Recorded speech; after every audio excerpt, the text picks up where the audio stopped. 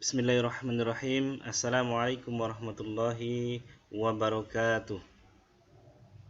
Alhamdulillah wa syukurillah wa la hawla wa la quwata illa billah. Anak-anakku semuanya, semoga kita semuanya dalam keadaan sehat. Semoga kita semuanya dalam naungan Allah Subhanahu wa taala, dan semoga kita selalu diberikan kemampuan dan kemauan untuk selalu menuntut ilmu dalam kondisi dan keadaan apapun.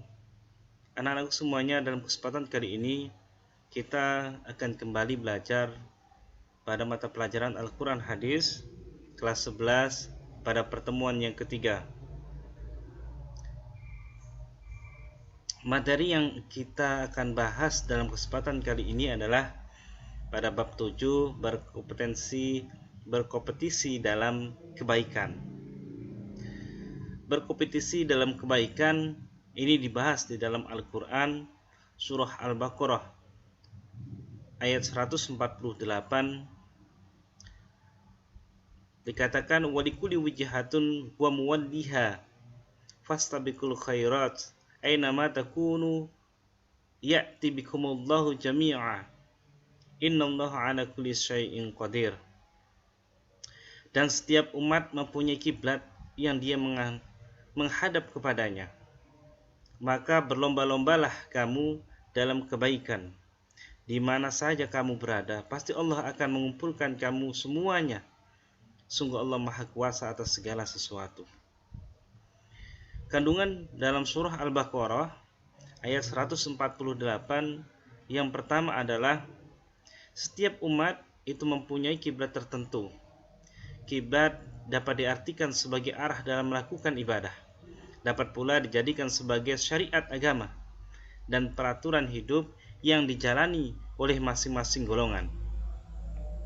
Kiblat pertama umat Islam adalah Baitul Maqdis atau Masjidil Aqsa yang berada di Yerusalem, Palestina. Kemudian turun perintah Allah pada surah Al-Baqarah 144 untuk mengubah arah kiblat menjadi arah Ka'bah. Sehingga sekarang umat Islam ketika beribadah semuanya menghadap ke arah Ka'bah. Kemudian yang kedua, perintah Allah kepada umat Islam dalam umat manusia untuk berlomba-lomba dalam kebaikan, fastabiqul khairat, yang sifatnya bermanfaat terhadap orang lain. Karena pada hakikatnya manusia itu yang paling baik adalah bermanfaat untuk orang lain. Khairun nas anfa'uhum linnas. Sebaik-baik kalian manusia adalah yang bermanfaat untuk orang lain. Kemudian yang selanjutnya dalam surah Al-Fatir ayat 32 dikatakan summa awrasnal kitabal ladzina astafaina min ibadina faminhum dzalimun li nafsihi wa minhum muqtasidu wa minhum sabiqu bil khairat biiznillah zalika huwal fadlul kabir. Kemudian kitab itu kami wariskan kepada orang-orang yang kami pilih di antara hamba-hamba kami. Lalu di antara mereka ada yang menzolimi diri sendiri, ada yang pertengahan, dan ada pula lebih dahulu berbuat kebaikan dengan izin Allah. Yang demikian itu adalah karunia yang besar. Nah, dalam kandungan surah Fatir ayat 32 yang pertama adalah zalamu li nafsi. Apa itu zalamu li nafsi? Ya, zalamu li nafsi ini adalah orang-orang yang zalim terhadap dirinya sendiri.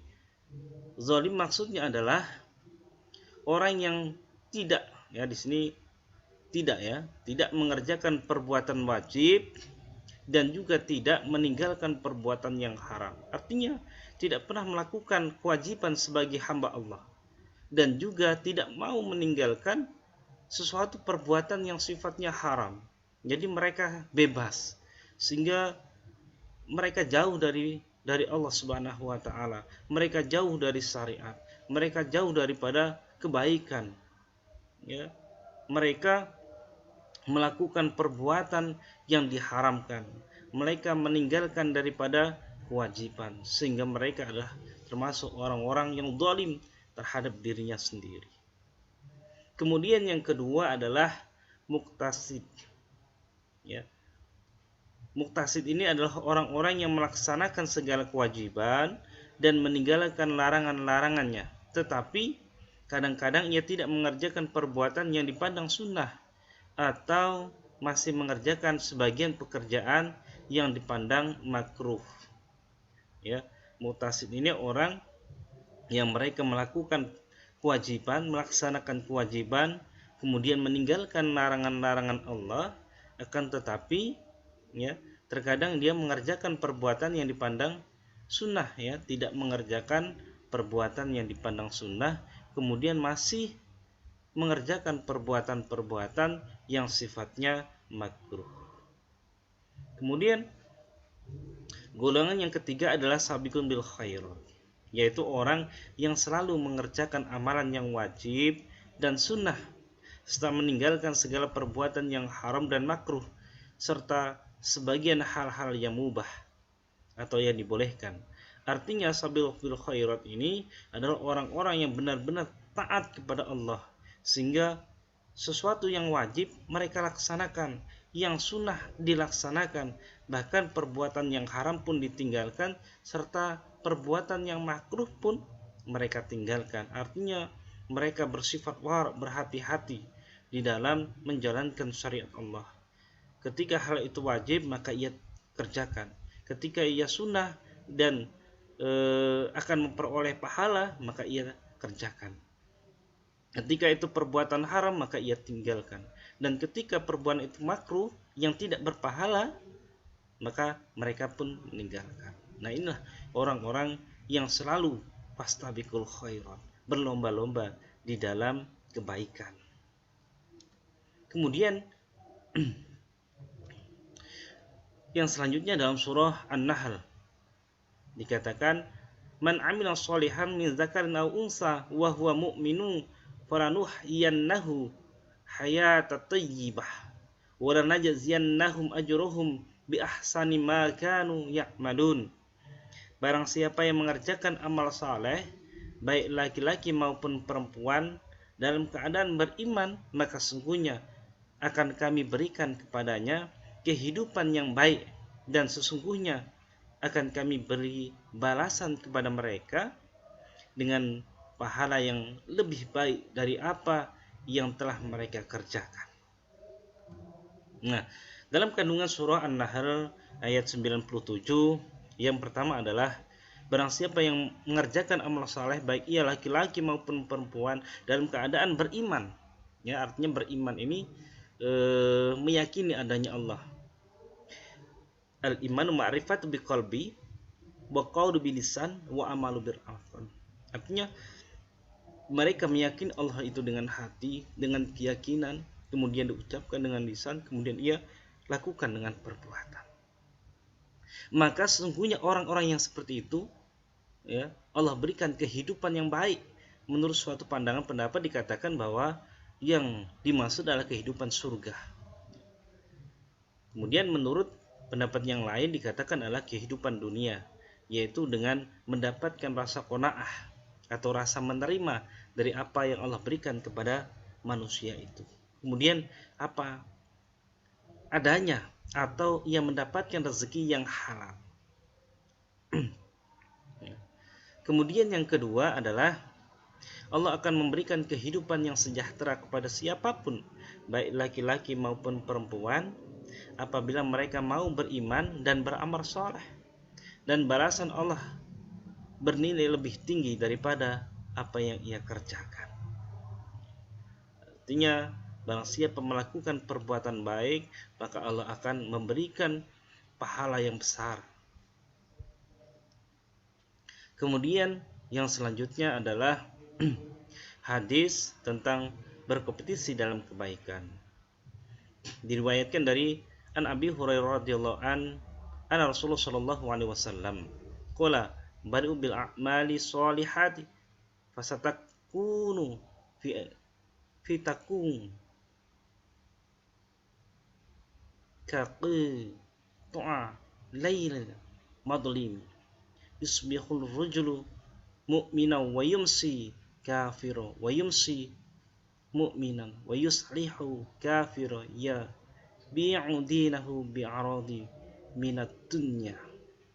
Jadi Abu Hurairah berkata, bersabda Rasulullah SAW, segeralah melakukan amal soleh, sebab akan menjadi fitnah besar bagaikan gelap malam yang sangat gulita.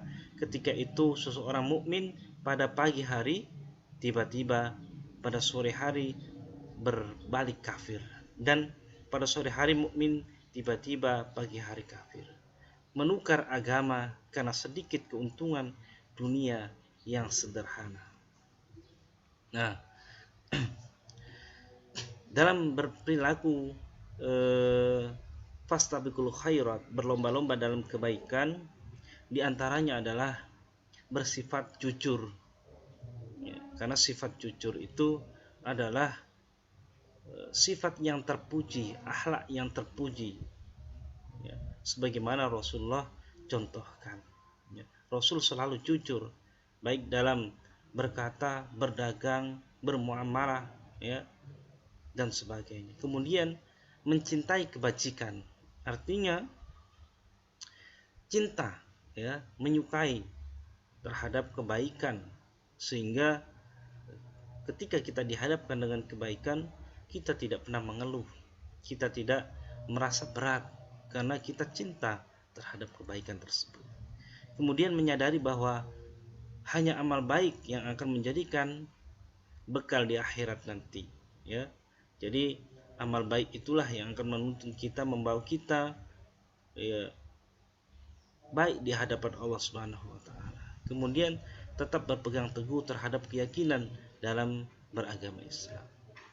Selanjutnya berhati-hati dalam melakukan setiap pekerjaan, karena setiap pekerjaan akan dimintai pertanggungjawaban. Kullukum ra'in kullukum mas'ulin ar-ra'iyah.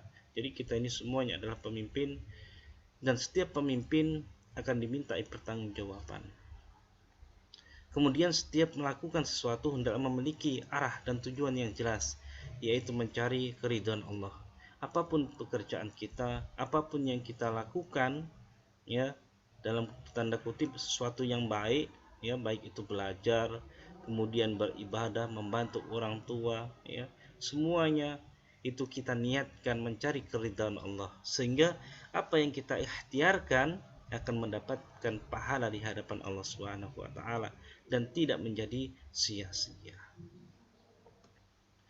Itulah materi yang bisa saya sampaikan dalam kesempatan kali ini, dan silahkan nanti kerjakan UTS, ujian tengah semester, pada bab 8 nomor 1 sampai dengan 25, kemudian minggu depan atau hari Senin depan dikumpulkan di perpustakaan atau melalui WhatsApp secara pribadi.